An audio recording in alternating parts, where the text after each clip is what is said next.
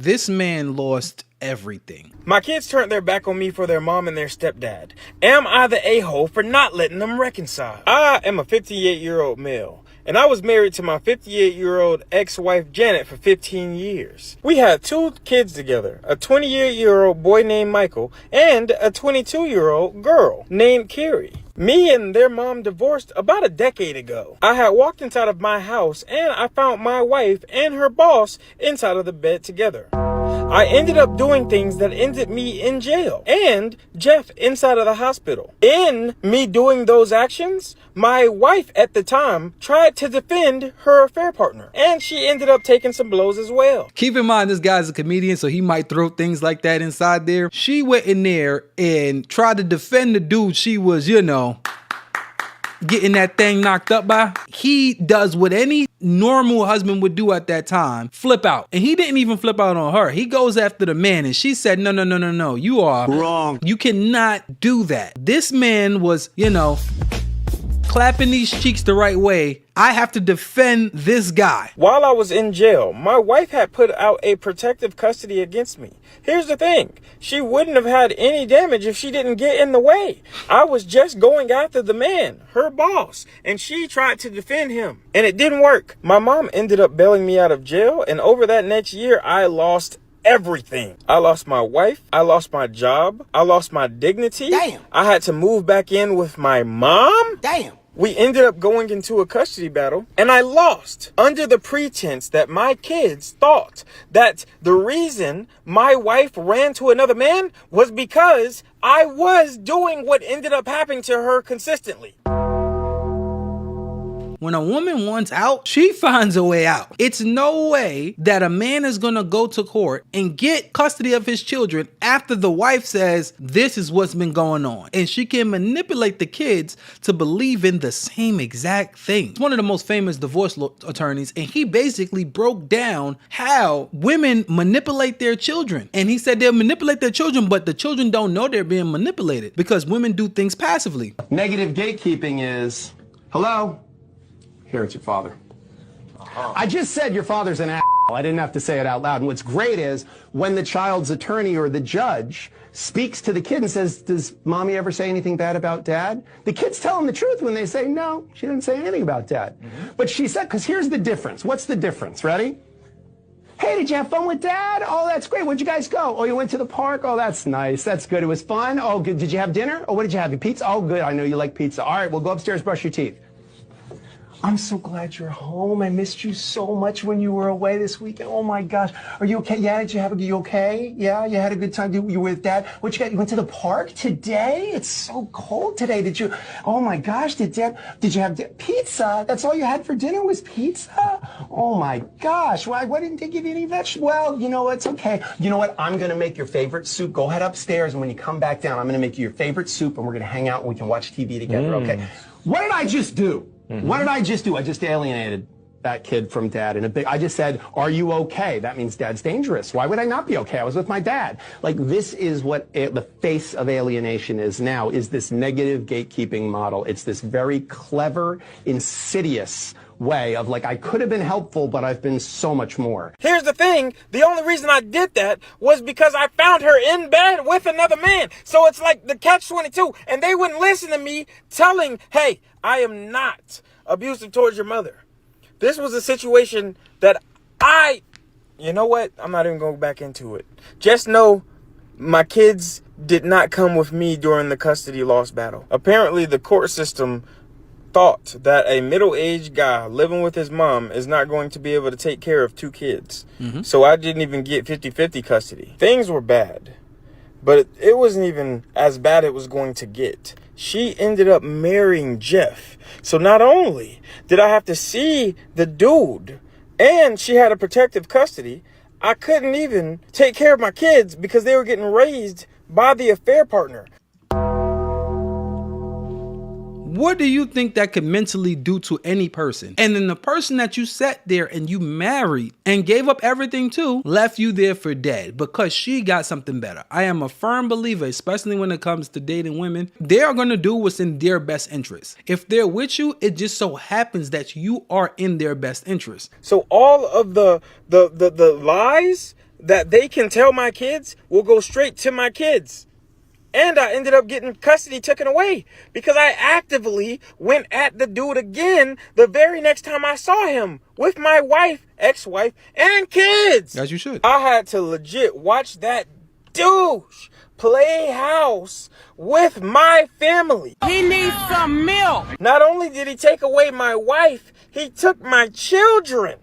I tried to make as many phone calls or get them to come over my house as many times as possible, but my kids just straight up refused. They wouldn't take any calls. They wouldn't come over. They wouldn't even see grandma, my mom, because they thought that she was a despicable individual for putting up with me, even though I didn't do nothing wrong. That's when the worst thing that could possibly happen happened. I get a letter and my mom is already in tears. I'm asking her, what's going on? What's happening? She just throws the paper down and goes into the room. I'm like, Mama, what's up? On the paper, my kids wrote me an official letter asking, darn near begging, for me to give up my custody rights so that Jeff can adopt them and they can have a real father they can be proud of. That has to be brain poison going in those kids. If his story is true, extreme brain poison. I can only imagine, how that makes him feel. I was shocked. What was this shit? I had refused as long as I could. And then my mother ended up passing away.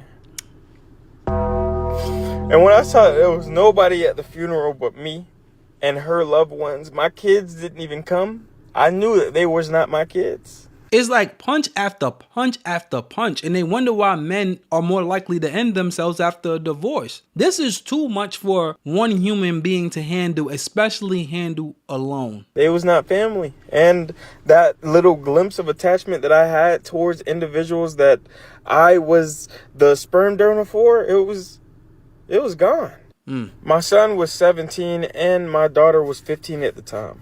They wasn't kids. They wasn't young enough to not know what was going on. They made an active decision and chose not to show up. My mother loved them kids with all of her heart.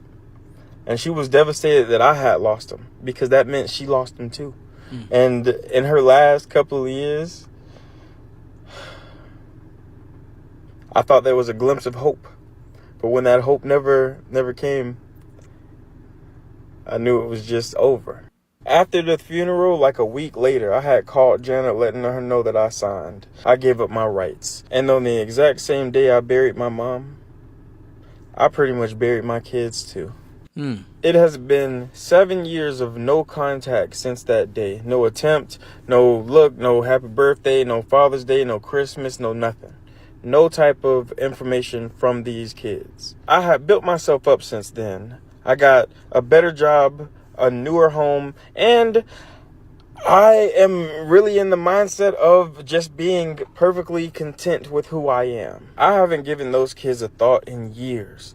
That was until a couple days ago when I had got a message from Michael saying that him and Carrie wanted to talk to me. I had blocked them and moved on my day. Then I got a message from Carrie. I blocked that message too. They tried to call me and I wasn't answering.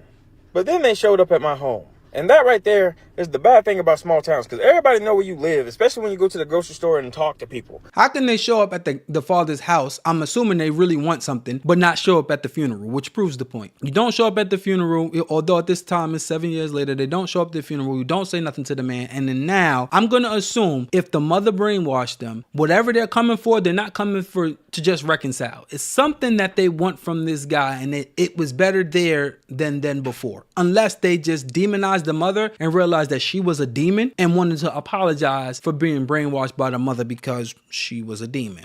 That's why I had to be like, I gotta stop talking to motherfucker. When they showed up at my house, I told them both to leave. They both tried to apologize. And I told them Washingtons, which is Jeff's last name, aren't welcome on this property. Y'all gotta go. They tried to continuously talk to me about a situation. I said, no, I'm calling the police. That's when they actually turned around and started to leave. And I felt a big lump of relief inside of my chest. I haven't talked to them since, but ever since then, I've talked to friends and coworkers about the situation, and they say that I am the a-hole. They say that I am wrong.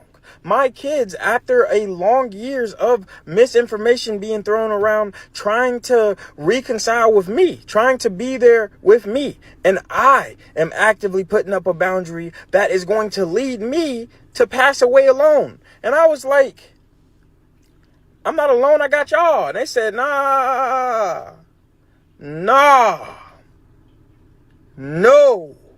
If you go to the hospital, I am a coworker. I still got to go to work. If anything, I'm not even going to send you any of my off days that I have saved up because I want to use them in my retirement. We ain't that close enough friends. You need to be there for your kids and love your kids. And I was sitting there like, maybe this lady tripping, but maybe I am wrong. See, and that's where it starts. So basically what they're basically saying that as a man, you can take all the abuse possible. Any abuse that a human can take, you're supposed to take that. You're supposed to have no boundaries. People can do whatever they want to do with you. And whenever they feel like it, they're supposed to be able to come back. I reject that. You have to learn how to cut people off and cut boundaries. And then look, if you're going to end up down by yourself, you're going to end up down by yourself. Stop letting people pick and choose when you should be happy. So, am I the a-hole for not forgiving my kids?